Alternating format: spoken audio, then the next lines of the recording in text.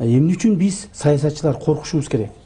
Бийликтин партиясы келип алат, бийликтин бир партиясы, эки партиясы, үч партиясы келип алат, биз сыртта калабыз деп коркушубуз керек. Андай эмес. Мүмкүн эртең 2020-жылы бийликтин бир да партиясы келбей калышы мүмкүн. Кыргызстандын реалдуу Реалдуу мына 2010-жылы 2010-жылы караңыз. 2010-жылы Атажурт партиясы биринчи келген. Атажурт партиясы биринчи келгенбиз. Ошондо дагы чоң махинациялар менен биринчи бизди ушунчалык тартып жүрүп биринчи келгенбиз. Ошондо бизди эл шайлап келгенбиз. Ошондо бизди бул ак үйгө киргизбейбиз деп дагы аракет кылышкан.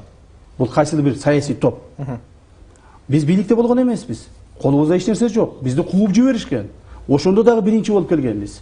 Ал эми азыр эмне үчүн биз коркушубуз керек? Эмне үчүн саясатчылар коркушат? Эртең биз келе албай калабыз деп. Эгерде эл шайлабаса, келе албай каласың. Анан эмне кыйынчылык бар? Депутат болбосоң да турмушуң өтөт. Мына мен депутат эмесмин. Мамлекеттик кызматта эмесмин. Турмушум жакшы эле өтүп атат.